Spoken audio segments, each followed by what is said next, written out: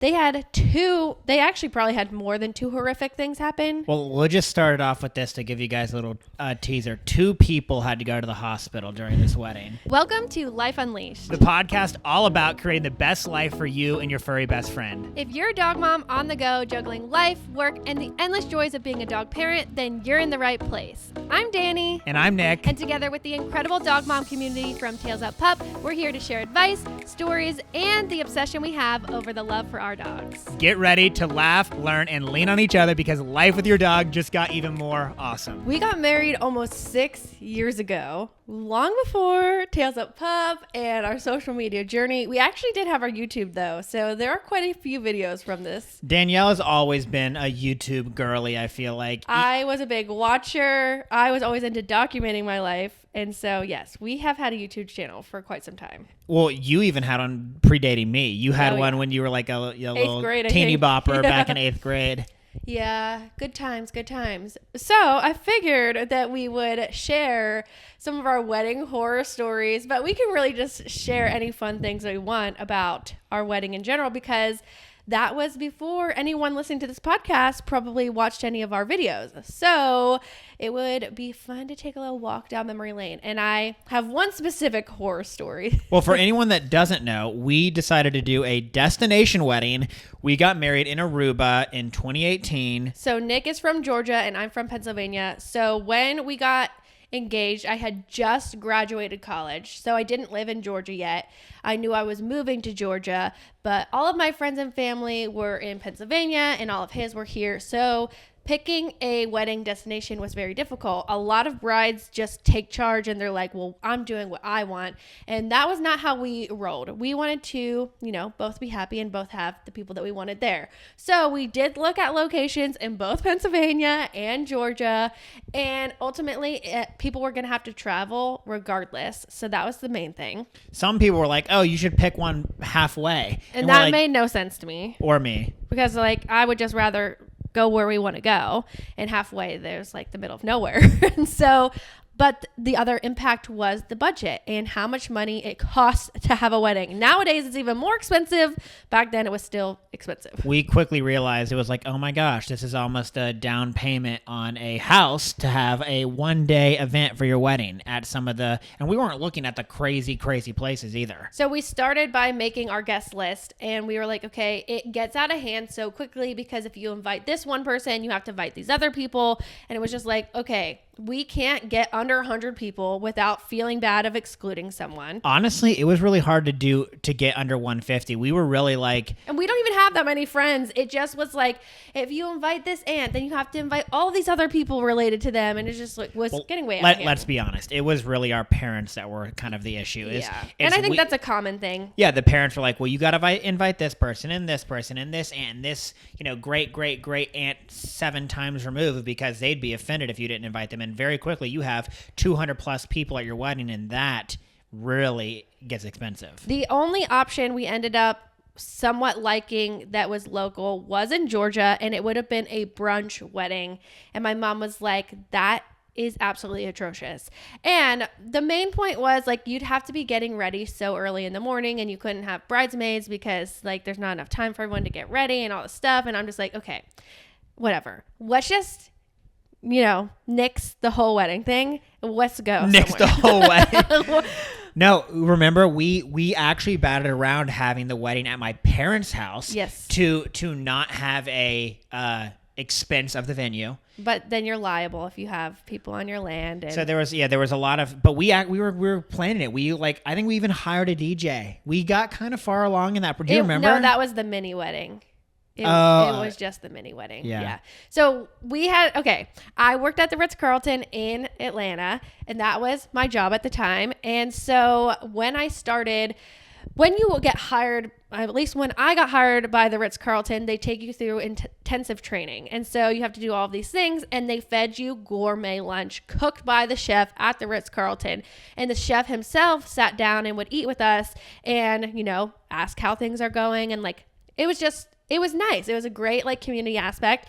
And I was telling him like I had just gotten engaged. It was like 1 month into being engaged, but we had already looked at these venues and stuff and knew we wanted to do a destination. So I said, yeah, I think we're going to do a destination.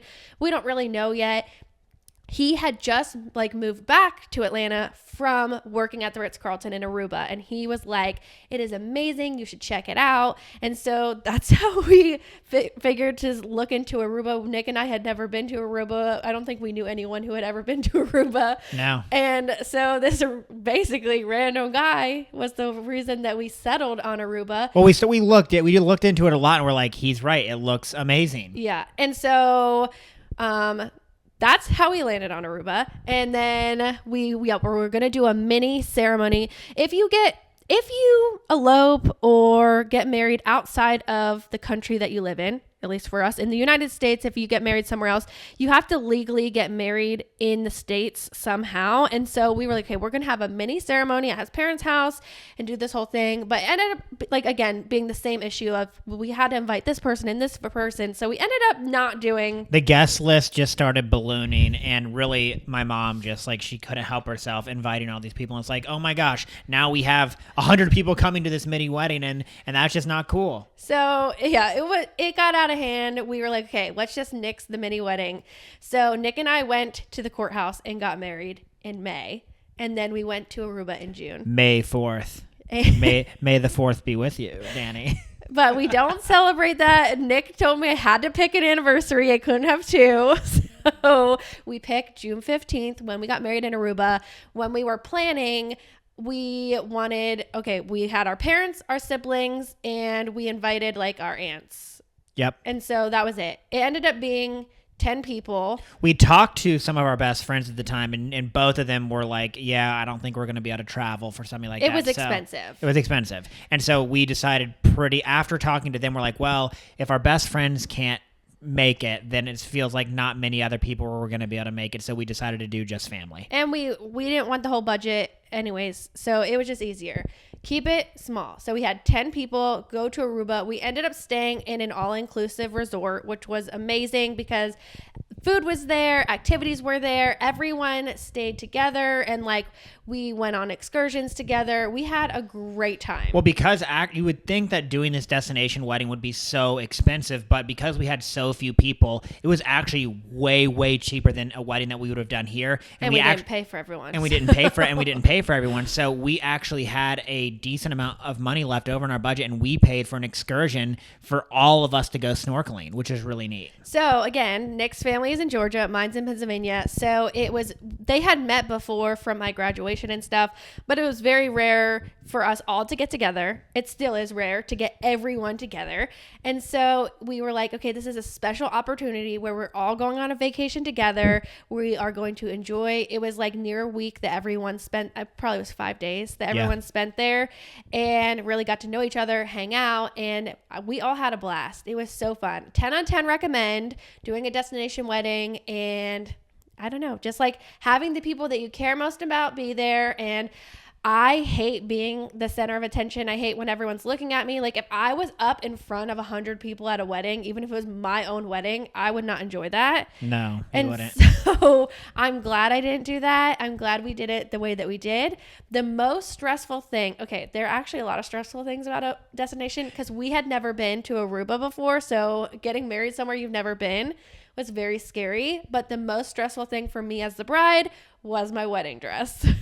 Now we're getting into the horror story part of the episode. Well, let me just say that I was stressed about traveling with my wedding dress. I didn't know how I was going to. I did not want a like form-fitting, tiny gown. I wanted like a elegant ball gown. If I were to pick a small I don't want to say a skinny gown, like it would have folded up and fit in a suitcase.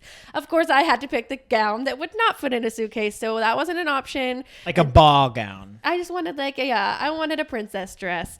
And so I did my research on how to travel with them, and there are lots of different options. And apparently a lot of brides pay for a seat on the plane for their dress so it doesn't get wrinkled. But unfortunately, that was not in our budget. And that sounded absurd to me. So I risked it for the biscuit and I took it on the plane. And I was hoping that there was going to be either an open seat for it that they would let me use or something. Wait, didn't you travel twice with your dress? Because it's a thing that like brides want to do, like this whole dress fitting with their moms and all this stuff. So you went to Pennsylvania to do that. Am I right? But okay, we're going to skip around here. Yes, I didn't do it because I wanted a dress fitting with my mom, although that was special. My mom had said there's a bridal suite at Nordstrom and we could go together in Pennsylvania and buy this dress. And then like I would be able to do my alterations and stuff at Nordstrom. It would be so easy from Georgia. But little did we know that the Nordstrom in Georgia didn't have the bridal suite. Oh. So we had to do everything from the one in Pennsylvania. So we thought it was going to be easier to buy a dress from Nordstrom so that it would be transferable, but it didn't end up being that way. So yeah. And you had bought it and it was too late before you found that out. Or I at least was like, this is my dress. And then, I don't know. Yeah, at some point we found that out. It didn't stop me from buying the dress. All I know is we had to travel with it twice. We traveled with it from Pennsylvania to Georgia. But I was glad that we did that so we had the trial run and we knew how to travel with it. That did actually relieve a lot of my wedding day stresses. What are you saying? You say you want to get married? Holly, you weren't here for the wedding. You weren't even conceived yet. Holly always is sleeping.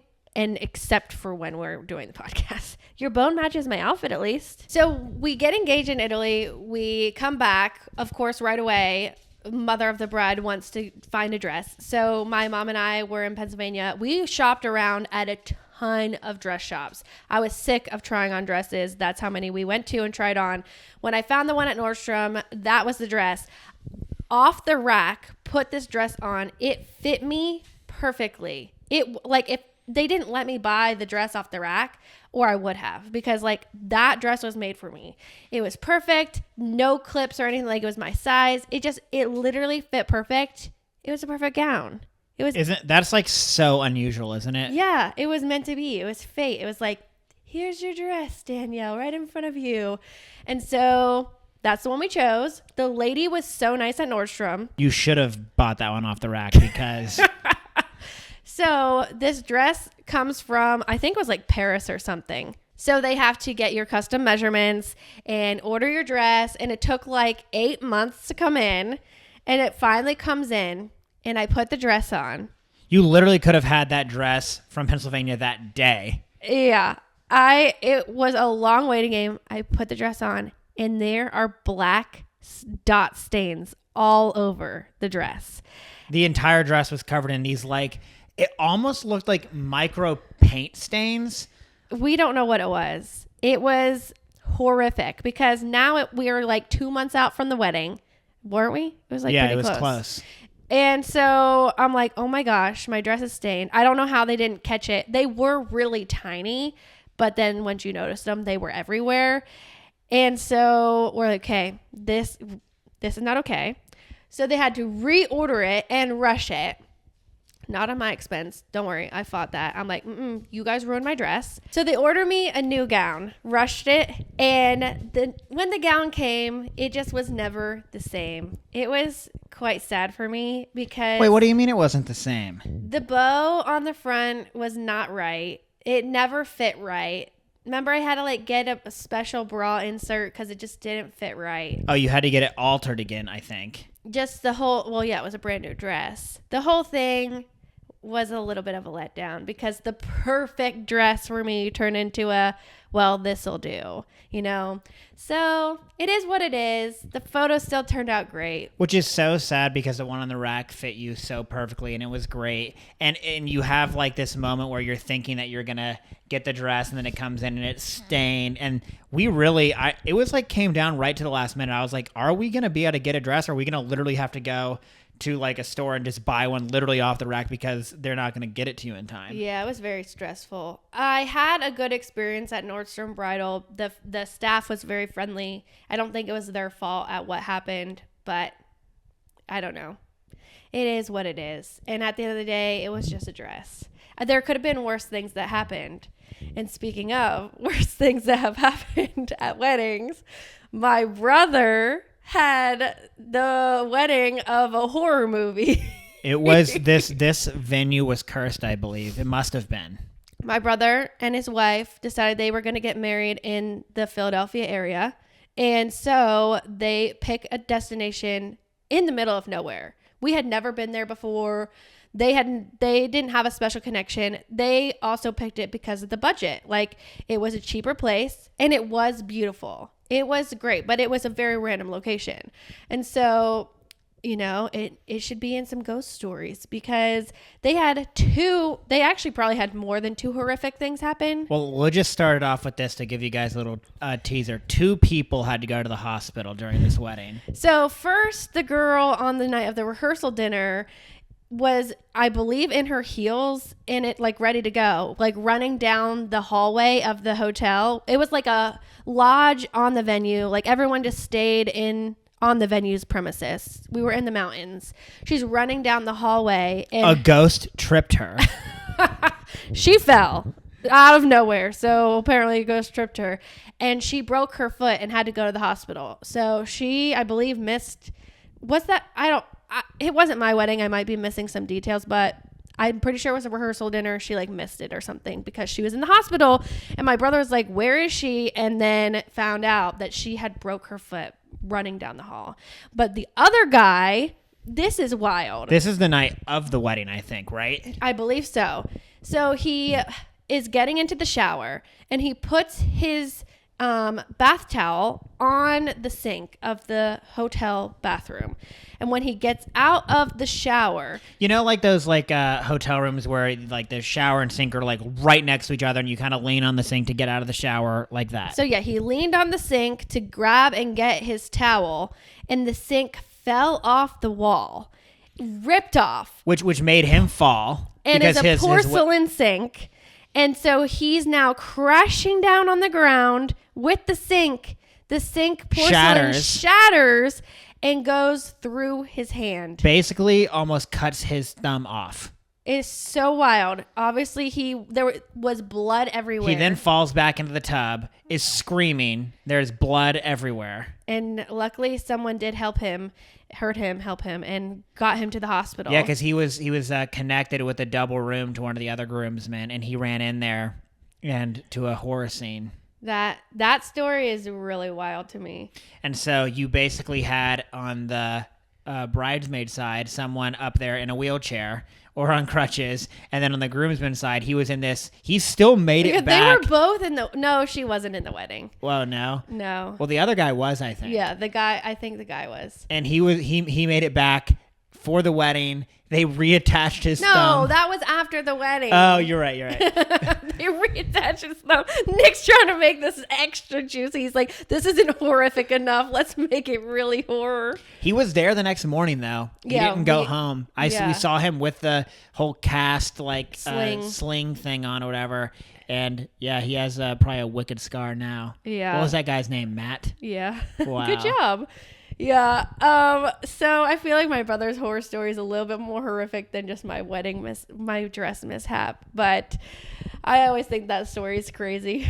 Well, the thing about like wedding stories is like it's this event and this day that like once it's happening, if something goes wrong, you just got to roll with it. Yeah. Similar to like how rain and these different crazy things can happen and just, you know, there's no turning back. That's like people that don't have a backup plan for rain or, you know, some of these other things happening. It's like crazy to me. Do you think that they say that rain on your wedding is good luck just to make the bride feel a little bit better? Absolutely. It's the same reason why they say getting pooped on by a bird is good luck, because it's like the person that gets pooped on by the bird, they don't like it. So like, oh, it's good luck. That's yeah, true. right. I just got pooped on by a bird. Which just happened to me twice, by the way. And is it good luck? No. So this brings up a kind of a whole different question. You have this massive day, this wonderful day that you're going to remember forever. What is your thought on spending a ton of money on a wedding, Dani? Okay, I understand why primarily females want to. It's, you know, hopefully the only one that you have in your life. It is a grand moment that you look forward to your whole life. It's the day that you get to pick, and you get to have everyone that's important to you together. For me personally, I wouldn't spend a ton of money, because the realistic part of it is that, yes, it seems so exciting to have all of your friends and family together at the same time, but then you really don't get to see everyone and spend that quality time. I would rather have smaller parties and like actually get to hang out with these people one-on-one and like have a genuine good time, rather than like being stressed about making sure I even get to say hi to everyone, let alone maybe have a little bit of a conversation. I just think it's so much crammed into one night that it's nearly impossible not to be stressed, to have a good time, and I don't know, and make sure everyone else is having a good time too, you know? I have a theory, and I know I'm not the only one with this theory. I wanted to make a video about this way back in the day.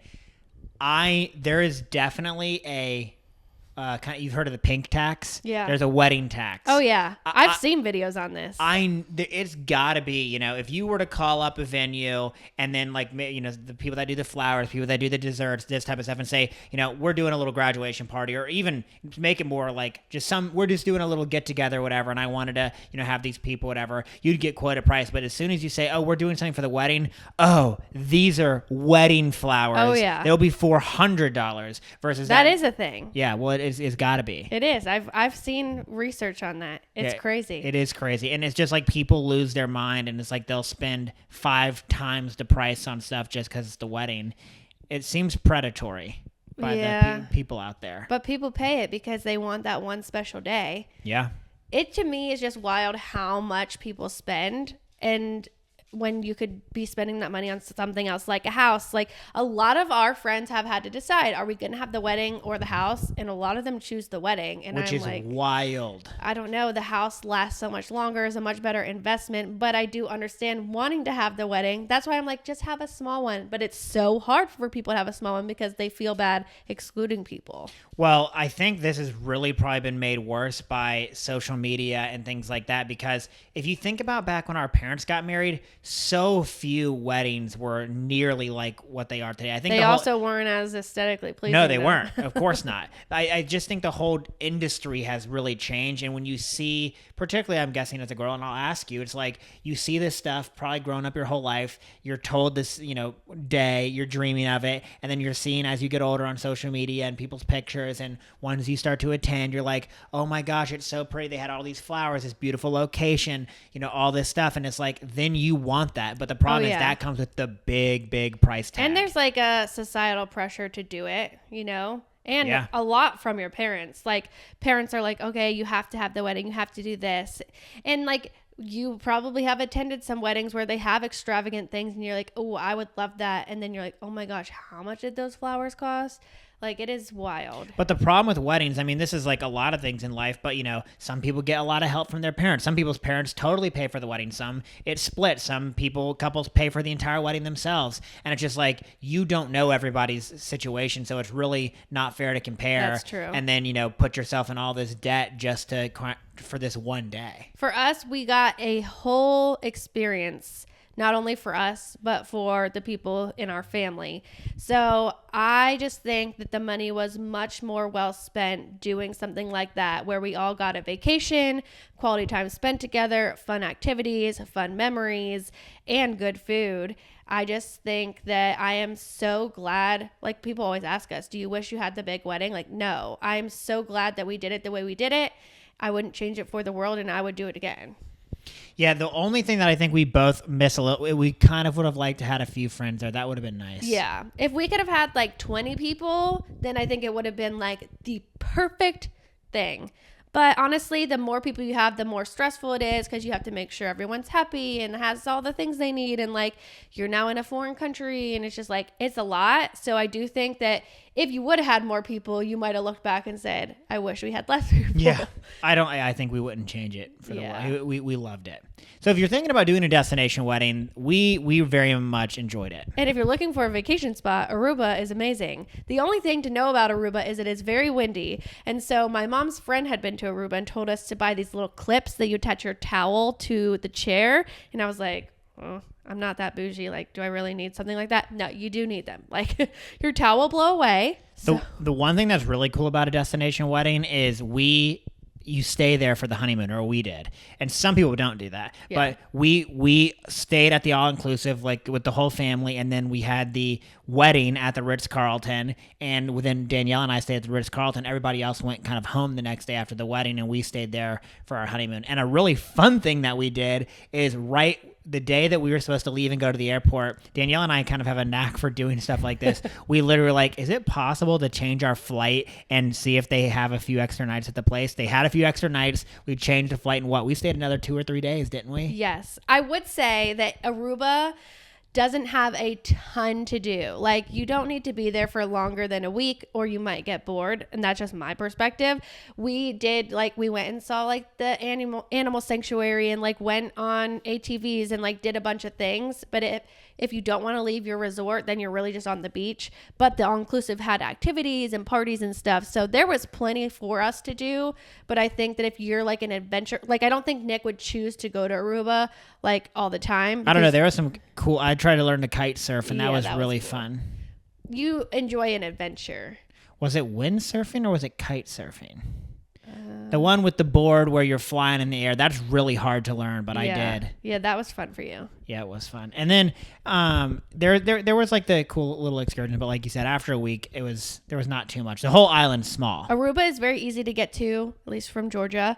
And so, I don't know, travel was easy. The whole thing was easy. The Ritz-Carlton really takes care of you. So we would definitely recommend that. But we also stayed at the Riu Palace in Tiles. And so we also recommend that if you're looking for anything. I think another big key is like having a really, for destination wedding, having a good wedding coordinator that you trust. Yes. That's why doing it with the Ritz-Carlton was great, because they just took care of everything. They gave us like a list of people that they really like for photography and like hair and makeup and nails and like all that stuff. And so we never had to like do our own research really, like past what they gave us. And we also weren't stressed. And if we needed something, they got it. And I just feel like they did a really great job. So 10 out of 10 recommend. If you have any horror stories for your wedding or something that you can look back on and laugh, definitely send us a message. Maybe we can make an episode of y'all's stories. I just think it's always fun to hear, people's different experiences from their special day. And if you are thinking about having a wedding, destination wedding, regular wedding, whatever it may be, I definitely think about the costs and how important those specific things are to you. And if having the big glamorous wedding is important to you, then do it. And if having a house is important to you, then maybe put the money towards there. Like, don't let anyone else sway you in what is important, and choose what is best for you and your partner. One thing that is true, though, I feel like everyone that we talked to, and we felt this way afterwards, once that day is over, it's like, oh, wow, it was just a day. It's just like prom. That's how I compared it. It's like you're so excited for months leading up. You get the dress. You have all this excitement. You plan the dinner and the limo and all of that. But as soon as that night's over, it's over. And that's exactly how a wedding felt too. Another funny thing that happened at your brother's wedding, during, I think it was the toasts. When the toasts were happening, that a person was leaning back, kind of rocking in their chair, and totally fell backwards out of their chair and made a whole scene, which is pretty hilarious. That did happen. Nothing crazy happened at our wedding because you only have 10 people. The interesting thing to me, this probably goes in with the budget of the wedding, is that we had a wedding cake, but the wedding cake that was there, like in front of us, wasn't the cake they served for us to eat. And they had a different cake for us to eat. So the display cake ended up being smashed in someone's face. Did we cut the display cake for the photo, but then that's all that happened to that cake. And then it got smashed. Yeah. Yeah. They brought us a different cake to eat, and I was like, wait, why? If I would have known, I would have not had the display cake, and I would have just eaten the other cake. We should have been able to take that cake home, but somehow it ended up getting smashed in someone's face. Yeah, but it probably wasn't very edible. Yeah, maybe. Otherwise they would have served it. So I don't know. Who knows? Yeah. Okay. Well, thank you guys so much for listening. I hope you enjoyed some of these stories, and I cannot wait to hear your stories. So don't forget to send them my way. And hopefully they're not as horrific. Or maybe they are, because we need a good laugh every now and then. We like the drama. Have a great day. Thank you guys so much, and we'll see you guys next time. Bye.